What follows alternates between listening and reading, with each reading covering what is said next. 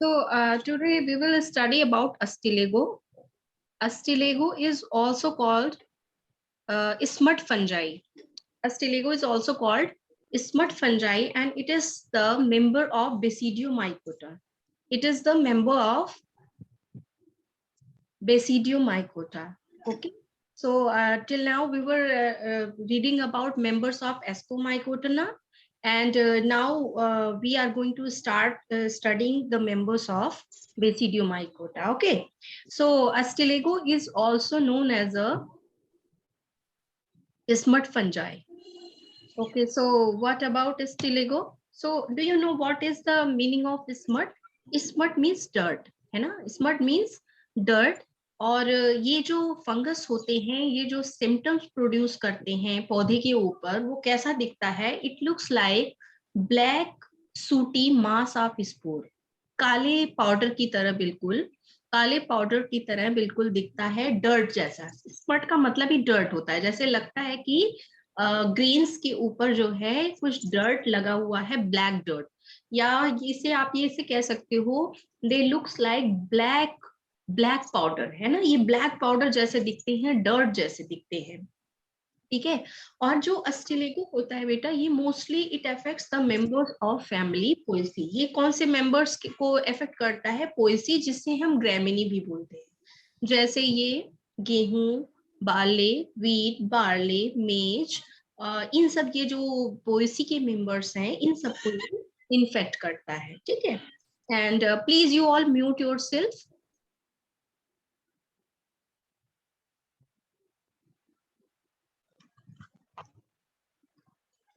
And these smuts are of two kind. These smuts are of two kind. One is a loose smut.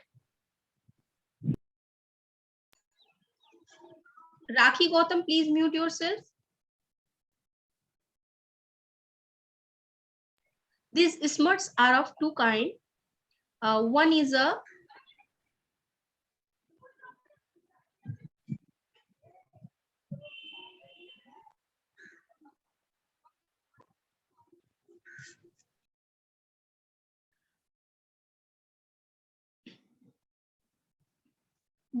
loose smut and another one is a covered smut. Okay, so what is the difference between loose smut and covered smut? In case of loose smut, spores are directly exposed to the air at the time of flowering. जो sports होते हैं वो कैसे होते हैं? वो ऐसे खुले हुए होते हैं, they are not covered by any membranous covering. जो लूज स्पट में जो स्पोर्स बनते हैं, जो पौधे पे जो हमें ब्लैक डर्ट दिखता है, जो स्मट हम देखते हैं फ्रूट्स के ऊपर, तो वो जो स्मट्स या डर्ट हम देखते हैं, वो क्या होते हैं? वो फंगस के स्पोर होते हैं। ये अस्टिलेगो के क्या होते हैं? वो स्पोर होते हैं। And these spore, in case of loose smut, they are directly exposed to the air. वो बिल्कुल खुले हुए होते हैं, एयर से एक्सपोज्ड होते हैं, and they are not covered by any membranous covering. वो किसी membrane से covered नहीं होते हैं. That's why it is known as a loose smut, because they are not covered by any membranes and they are exposed to the air. And there are and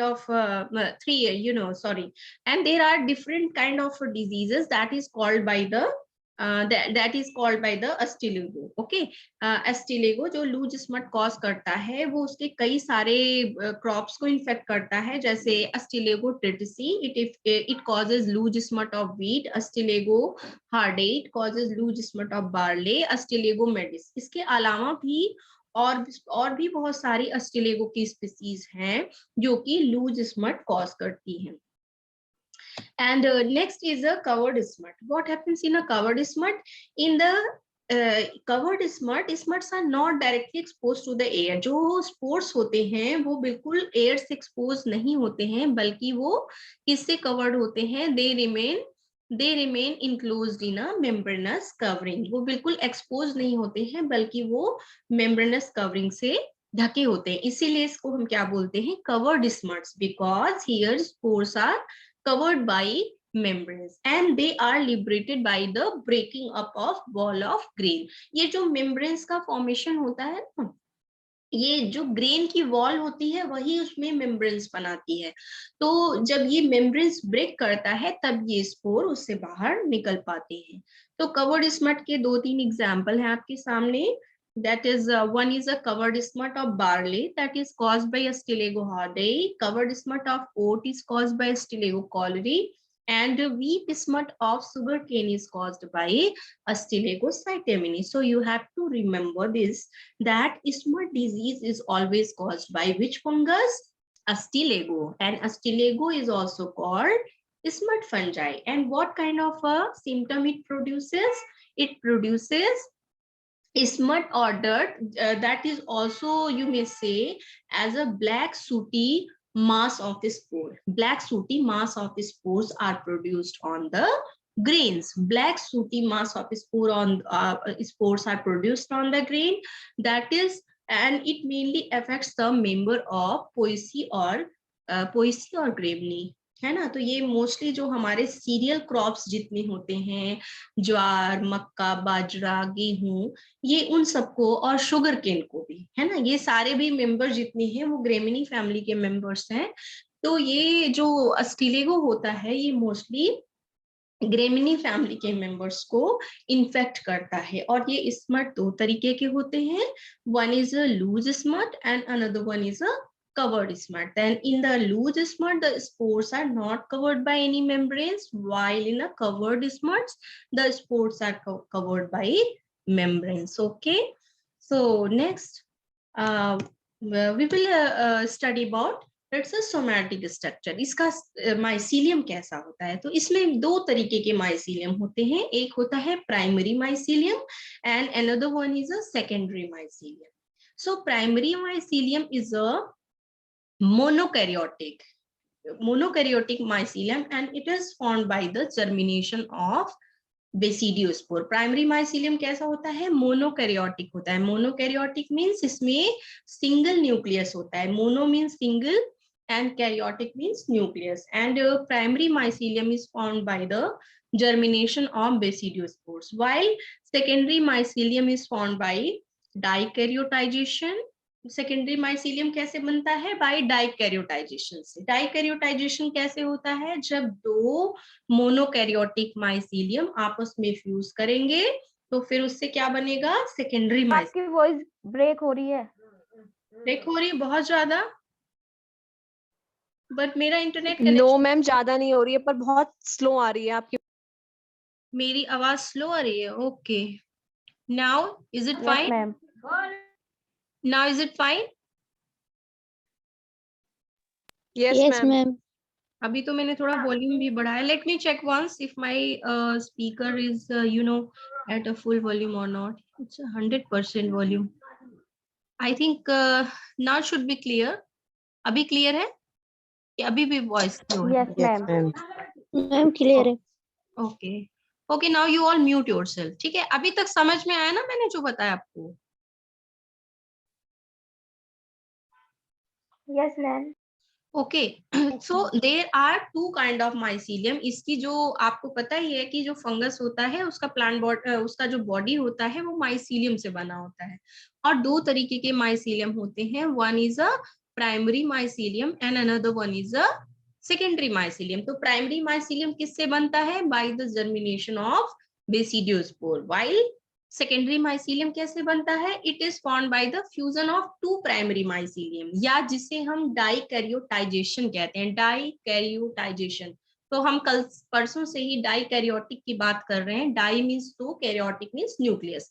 तो 2 nucleus एक cell में कैसे आएगा? By fusion of 2 hyphae. जब 2 cell fuse करेंगे तभी तो 2 nucleus एक सेल में आएगा। So secondary mycelium is formed by dikaryotisation and it produce spores। ये क्या बनाता है? फिर ये डिप्लॉयड स्पोर बनाएगा। कौन सा स्पोर ये बनाता है? टीलियोस्पोर बनाता है। कौन सा स्पोर बनाएगा? Teliospore. So you remember basidiospore is a haploid spore. Basidiospore कैसा होता है? It is a haploid spore and teliospore is a diploid spore. ठीक है, टीलियोस्पोर जो है कैसे माइसीलियम में बनता है? जो कि डाइकैरियोटिक हाइफी होती है, जो डिप्लॉयड होती है, उसमें जो स्पोर बनता है उसे टीलियोस्पोर कहते हैं। ठीक है, तो अभी मैं फर्दर हम लोग फिर इसके बारे में और अच्छे से पढ़ेंगे जब इसकी लाइफ साइकिल पढ़ेंगे कि ये बेसिडियोस्पोर और टीलियोस्पोर बनते कैसे हैं। But one thing you have to know that basidiospore is a haploid and teliospore is a diploid. And इसका माइसीलियम कैसा होता है, that is very well branched septate with 2 nuclei in its cell, है ना। मतलब जो सेकेंडरी माइसीलियम होगा, अरे सेकेंडरी माइसीलियम होगा, यस, सेकेंडरी माइसीलियम कैसा होता है, it is very well branched and septate, septa होता है 2 सेल के बीच में, और हर सेल में कितनी न्यूक्लियाई होती है, 2 nuclei, that's why it is known as a dikaryotic और secondary mycelium. And it may be intercellular और इंट्रासेलुलर। देखो, जब फंगस कोई प्लांट को इन्फेक्ट करता है तो कैसे इन्फेक्ट करता है, या तो वो किसी प्लांट के अंदर कैसे एंटर करेगा, किसी ओपनिंग से एंटर करेगा, जैसे लीफ है तो लीफ के स्टोमेटा से, या प्लांट में कहीं वुंड है, कहीं ओपनिंग है, ये नॉर्मली फंगस वहीं से एंटर करते हैं। आप देखते हो अगर हम किसी चीज को काट के रख दें, किसी फ्रूट को बाहर, तो देखिए उसमें कितनी जल्दी इन्फेक्शन लग जाता है। क्यों लग जाता है, बिकॉज कटने के बाद now pathogens get space to enter, उनको एंट्री करने के लिए ओपनिंग मिल जाती है टू इंटर इनसाइड दैट। तो नॉर्मली जो पैथोजन होते हैं वो किसी ओपनिंग से एंटर करते हैं, और यहाँ पे जो फंगस है जिसके इन्फेक्शन की बात कर रहे हैं, जो प्लांट्स पे स्मट डिजीज प्रोड्यूस करता है, ये प्लांट के अंदर 2 तरीके से ग्रो करता है, इंटरसेलुलरली और इंट्रासेलुलरली। इंटर का मतलब होता है, इंटर मीन्स बीच में, जब 2 सेल के बीच में फंगस का माइसीलियम होता है दैट इज कॉल्ड इंटरसेलुलर। जैसे फॉर एग्जांपल,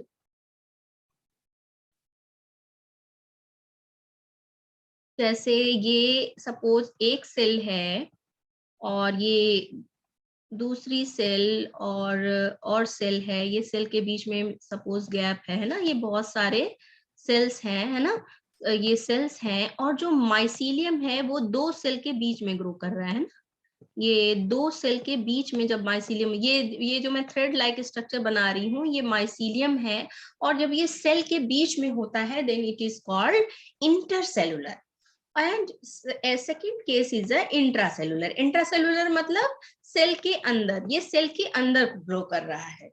तो जब ये माइसीलियम इंटरसेलुलरली ग्रो करता है, 2 सेल के बीच में ग्रो करता है, तो ये न्यूट्रिशन ऑब्टेन करने के लिए, अपना न्यूट्रिशन लेने के लिए ये एक स्ट्रक्चर बनाता है जिसे बोलते हैं haustoria. What it makes haustoria to absorb nutrition, क्योंकि ये सेल के बीच में ग्रो कर रहा है। एंड नाउ ये यहाँ पे कैसा है, ये पैरासिटिक ही तो है ना, ये कैसा है, यहाँ पे अभी ये सेप्रोफिटिक नहीं है। जैसे अभी हम कल जो फंगस पढ़ रहे थे, पिजाइजा पढ़ रहे थे, वो क्या था, दैट वाज सेप्रोबिक, वो सेप्रोफिटिक मोड ऑफ न्यूट्रिशन था, उसका डेड डिकेइंग ऑर्गेनिज्म पे ग्रो कर रहा था। बट नाउ दिस फंजाई जो हम अभी स्टडी कर रहे हैं, इस फंगस को अस्टिलेगो, ये कैसा फंगस है, it is a parasitic kind. ये पैरासिटिक है, होस्ट सेल के अंदर ग्रो करता है, और ये 2 तरीके से ग्रो करता है, आइदर इंटरसेलुलरली और इंट्रासेलुलरली। जब ये इंटरसेलुलरली कैसे ग्रो करता है, बिटवीन 2 सेल्स। तो जब 2 सेल के बीच में होता है तो ये न्यूट्रिशन एब्सॉर्ब करने के लिए व्हाट इट मेक्स हेस्टोरिया बनाता है। ठीक है, so always remember when any fungus is parasitic and it grows intercellularly, so to obtain nutrition it always makes hestoria। तो वो उस केस में, in that case it makes hestoria। लेकिन जब फंगस इंट्रासेलुलरली ग्रो करता है, when it grows inside cell then it does not need to make hestoria, फिर इसको हेस्टोरिया बनाने की जरूरत नहीं होती है। ठीक है, so it was about mycelium. Now life cycle, now here I am giving you 2 examples. One is the life cycle of Astilego tritici. Astilego tritici क्या करता है, ये वीट क्रॉप को ट्राइटिकम एस्टिवम को इन्फेक्ट करता है, और कौन सा सिम्टम प्रोड्यूस करता है, लूज स्मट ऑफ व्हीट। कौन सा स्मट प्रोड्यूस करता है, अगर किसी ने गेहूं की खेती देखी है, जो विलेज से बिलोंग करते हैं, तो आपने देखा होगा कि गेहूं की जो बाली होती है कभी कभी उस पे ब्लैक पाउडर सा एकदम लगा हुआ होता है। मैंने तो देखा है, और मुझे नहीं पता कि आप लोगों में से कितनों ने देखा है, कितनों के यहाँ खेती होती है।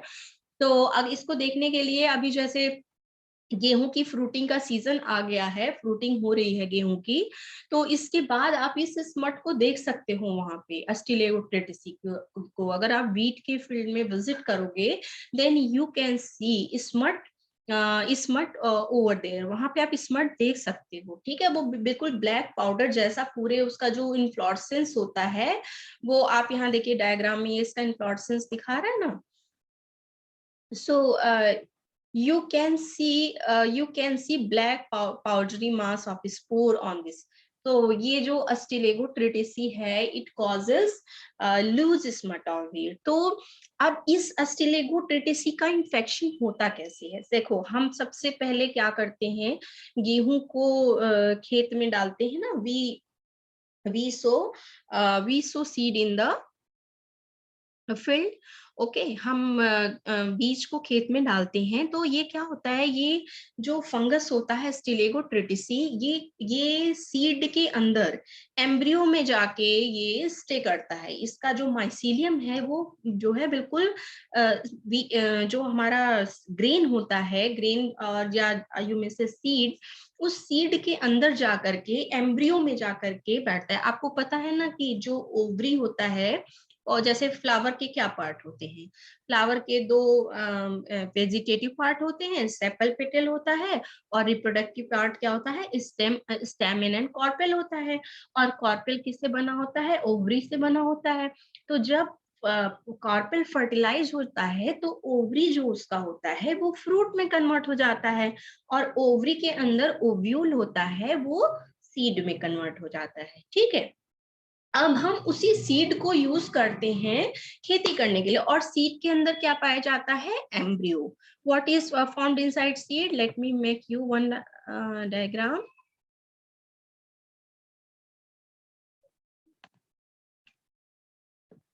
हाँ ठीक है, ये हमारा क्या है, ये सीड है ना, दिस इज आवर सीड, है ना। ये सीड के अंदर क्या पाया जाता है, एम्ब्रियो, है ना। और ये सीड किससे डेवलप होता है, this seed develop from ovule, है ना। ये सीड किससे डेवलप होता है, ओव्यूल से। और ये ओव्यूल किसके अंदर पाया जाता है, ओवरी के अंदर पाया जाता है। अब और ये ओवरी किस में कन्वर्ट हो जाती है, फ्रूट में, है ना।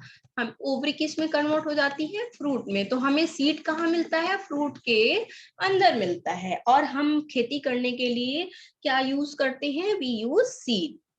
अब ये जो फंगस है बेटा, ये कहाँ जाके स्टे करता है, इनसाइड सीड, इसके एम्ब्रियो के अंदर जाके स्टे करता है। और जब पौधा ग्रो करने लगता है, जब सीड जर्मिनेट करता है, सीडलिंग्स ग्रो करती हैं, तो ये जो फंगस है ये पूरे सीडलिंग में फैल जाता है अंदर, लेकिन इसका सिम्टम हमें दिखता नहीं है तब तक, बस ये अंदर ही अंदर ग्रो करता है। आपकी वॉइस नहीं आ रही, वॉइस नहीं आ रही है मैम आ रही है। बेटा, आ रही है, वो नहीं आ आ रही रही है। मैम आ रही है।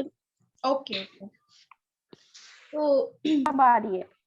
ओके ओके, तो ये सीड को जब हम फील्ड में डालते हैं, तो क्योंकि इसके अंदर पहले से फंगस प्रेजेंट होता है, और जब सीड जर्मिनेट करके सीडलिंग बनाता है, तो उस सीडलिंग के अंदर भी ये फंगस बिल्कुल सिस्टेमिकली ग्रो करता है। कैसे ग्रो करता है, सिस्टेमिकली ग्रो करने का मतलब होता है कि पौधे के सारे पार्ट में अंदर की तरफ ये ग्रो कर रहा है। The such kind of growth is called systemic growth, है ना। सिस्टम अंदर ही तरफ ग्रो कर, और वो बाहर से बिल्कुल नहीं दिखेगा, लेकिन वो अंदर की ओर पौधे के सारे पार्ट तक अच्छे से ग्रो करता है। ठीक है, और वो क्या करेगा, अंदर ग्रो करता है और क्या बनाता है, डाइकैरियोटिक माइसीलियम। कैसा बनाता है, डाइकैरियोटिक माइसीलियम और सेकेंडरी माइसीलियम बनाता है। कौन सा माइसीलियम बनाता है, सेकेंडरी माइसीलियम और डाइकैरियोटिक माइसीलियम बनाता है।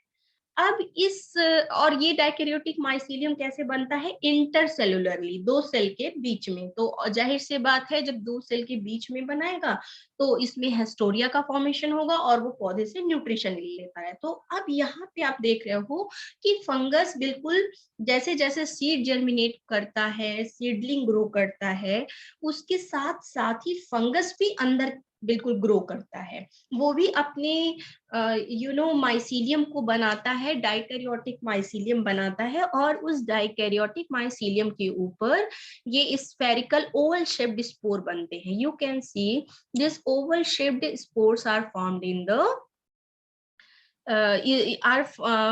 इन द इन्फ्लोरेसेंस। ये देख रहे हो, ये ब्लैक स्पोर्स बन रहे हैं, टीलियोस्पोर्स। और टीलियोस्पोर्स में कैसा स्पोर है? ये बिल्कुल डाइकैरियोटिक काइंड ऑफ स्पोर है। कैसा स्पोर है ये? डाइकैरियोटिक, क्योंकि ये डाइकैरियोटिक माइसीलियम से बन रहा है तो यहाँ जो स्पोर बन रहे हैं वो भी डाइकैरियोटिक है। तो टीलियोस्पोर कैसे बनता है? नॉर्मली इसकी जो वॉल होती है वो थिक हो जाती है और वो टीलियोस्पोर में कन्वर्ट हो जाता है। अब इसी टीलियोस्पोर के कारण ये जो वीट का जो इन्फ्लोरेसेंस बनेगा, फ्रूट बनेगा, उसके ऊपर बिल्कुल ब्लैक पाउडर दिखने लगता है। जो हमें स्मट दिखता है, ब्लैक पाउडर दिखता है, वो किसके कारण दिखता है? वो टीलियोस्पोर के कारण दिखता है। किसके कारण दिखता है? टीलियोस्पोर के कारण। तो ये teliospores are formed in the inflorescence. इसी वजह से जो हम बीट के जो उसके इन्फ्लोरेसेंस के ऊपर, फ्रूट के ऊपर हम जो ब्लैक पाउडर देखते हैं, वो ब्लैक पाउडर क्यों बनता है? It is form due to teliospore. और टीलियोस्पोर कैसा है? डाइकैरियोटिक है। इसके अंदर दो न्यूक्लियाई होती है एंड थिक वॉल्ड होता है। अब क्या होता है? ये दो न्यूक्लियाई आपस में फ्यूज करते हैं। This is called karyogamy. Karyogamy is the fusion of two nuclei. अब यहाँ पे दो न्यूक्लियाई फ्यूज कर गए। अब इसमें मियोसिस होगा, और जब मियोसिस होगा तो 1 से 4 सेल बन जाएंगे, है ना?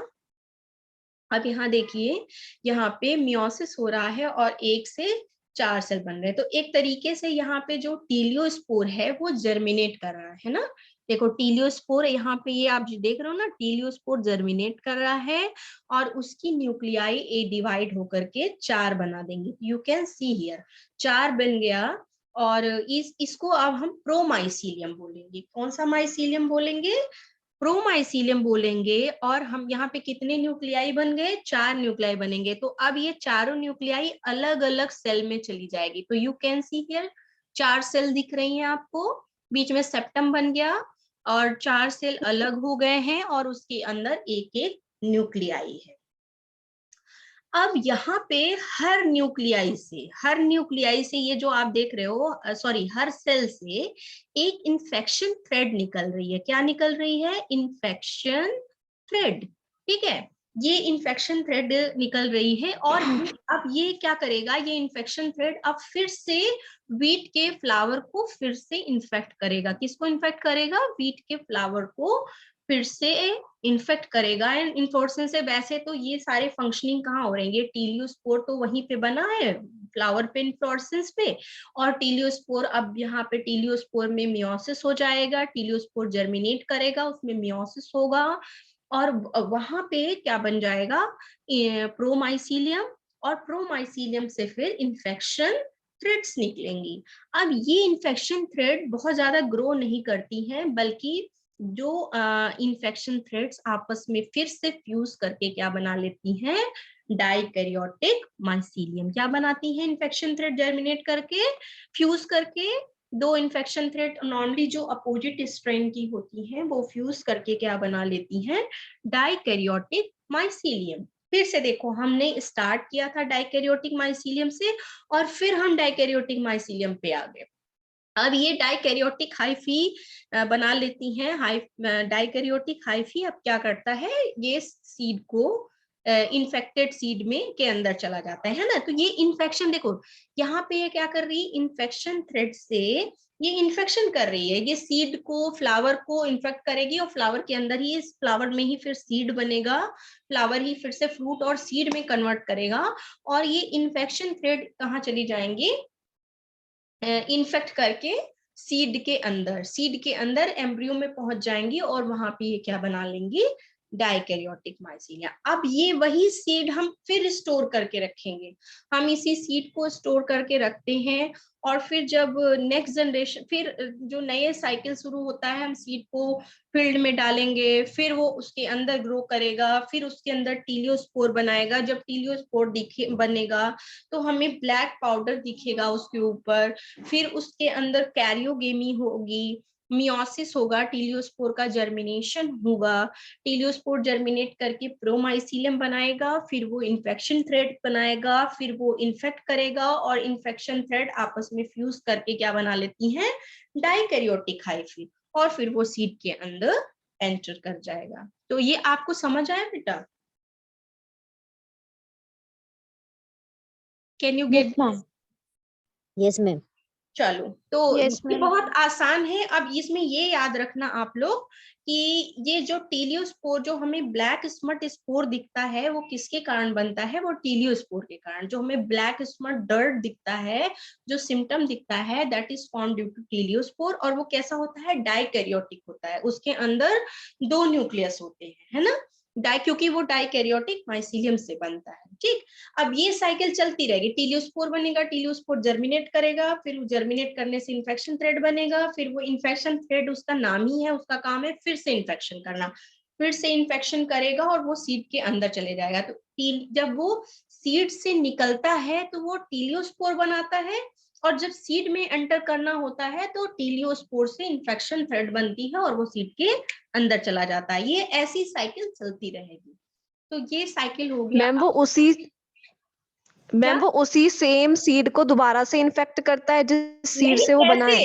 अरे कॉमन सेंस लगाओ बेटा। जब एक पौधे को आप खेत में डालते हो, सीड में को डालते हो, तो फिर आगे चल के नया सीड, गेहूं की खेती कैसे करते हैं, खेत में हम गेहूं डालेंगे, है ना, पौधा ग्रो करेगा, सीडलिंग बनेगा, फ्लावरिंग होगा, फ्रूटिंग होगा, और उसमें क्या बन जाएंगे, सीड आ जाएंगे, फिर से सीड, नए सीड आएंगे ना। हम सीड को, फ्रूट को उगाने के लिए तो खेती करते हैं। एक एक सीड से हमें एक पौधा मिलता है और उस पौधे से हमें अब कितने सारे, बहुत सारे सीड मिलते हैं। तो जो अब नए सीड बन रहे हैं उसको ये इन्फेक्शन थ्रेड इन्फेक्ट करेगा। वो तो खेत में जाके जर्मिनेट हो गया ना, हमने जो लगाया था, तो वहां से इन्फेक्शन शुरू हुआ। इन्फेक्शन का सोर्स वही था, जो हमने खेती करने के लिए जो सीड को खेत में डाला, उसमें वो फंगस पहले से बैठा हुआ था, फिर उसके साथ वो ग्रो किया, जैसे जैसे पौधा ग्रो किया वैसे वैसे फंगस ग्रो किया।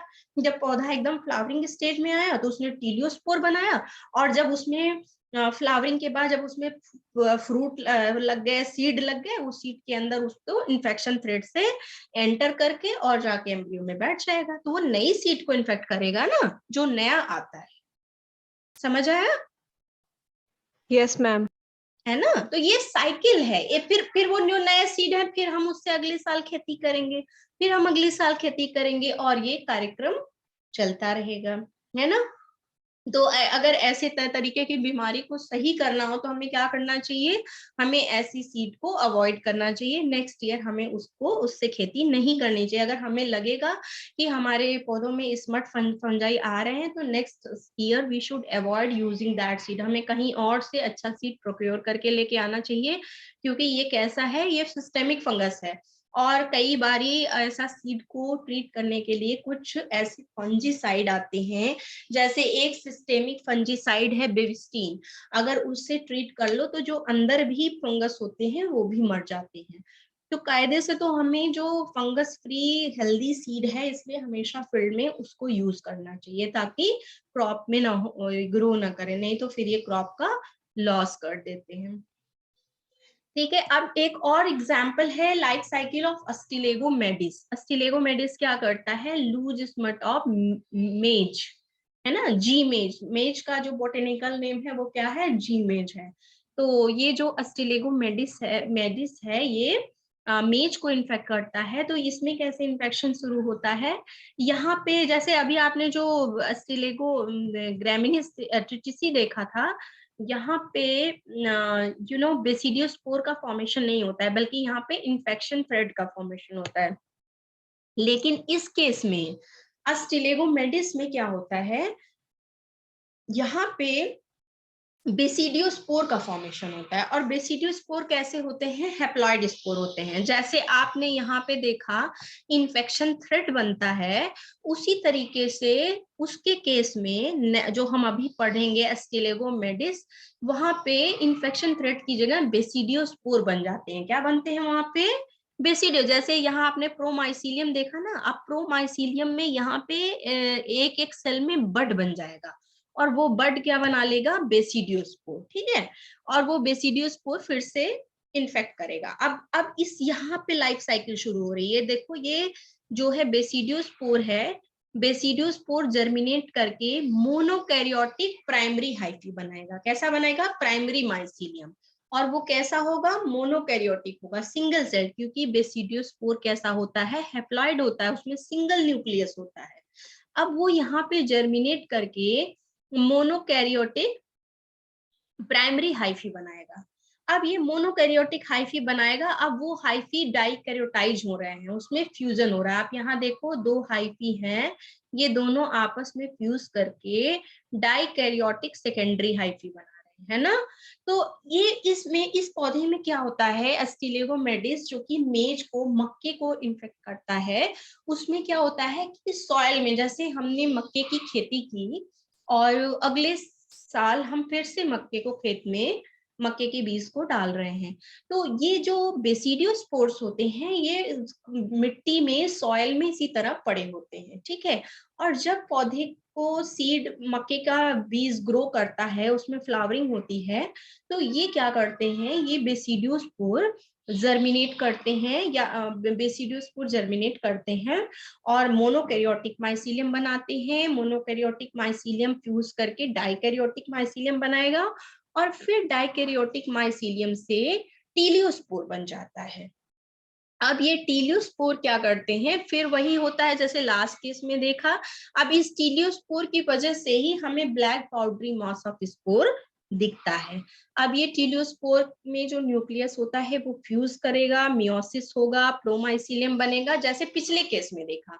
अब इस प्रोमाइसीलियम से फिर हमें क्या मिल जाता है, बेसिडियोस्पोर। और ये देखो इसे स्पोरेडिया बोल रहे हैं। स्पोरेडिया इसे इसलिए बोल रहे हैं, ये जो बेसिडियोस्पोर है, इसी को, ये स्पोरेडिया ही चल के बेसिडियोस्पोर में कन्वर्ट हो जाएगा। और कभी कभी वो बेसिडियोस्पोर फिर से पौधे को इन्फेक्ट करता है, सेम सीजन में ही वो एक दो बार इन्फेक्ट करता है, ठीक है। तो फिर ये उसके बाद जो है बेसिडियोस्पोर फिर जाके सॉइल में पड़े रहते हैं, और फिर इसी तरीके से साइकिल चलती रहती है। तो ये समझ में आया भी आप लोगों को। इसका थोड़ा सा तरीका अलग है। जैसे आपने पिछले केस में देखा अस्टिलेगो अस्टिलेगो ट्रिटिसी में कि जो स्पोर होता है वो सीड में प्रेजेंट होता है, लेकिन यहाँ पे जो स्पोर है वो सॉइल में प्रेजेंट होता है। और जब मक्के का सीजन आता है तो फिर ये क्या करते हैं, ये सीड जर्मिनेट करते हैं, है ना। ये स्पोर्स जर्मिनेट करता है, प्राइमरी माइसीलियम बनाएगा, फ्यूज करके सेकेंडरी माइसीलियम बनाएगा, उसके ऊपर टीलियोस्पोर्स बनेंगे, और टीलियोस्पोर की वजह से ही black powdery mass of spore बनेगा, फिर वो जर्मिनेट करेगा और फिर बेसिडियोस्पोर बनेगा। तो वो बेसिडियोस्पोर पौधे को इन्फेक्ट भी करता रहता है, और फिर जब मक्के की कटाई हो जाएगी फिर उसके बेसिडियोस्पोर फिर सॉइल में जाके रेस्ट करेंगे। तो इसकी लाइफ साइकिल ऐसी होती है। तो आपको कुछ पूछना है बेटा? No ma'am. समझ आ गया? Yes ma'am. Yes, ma'am. Okay.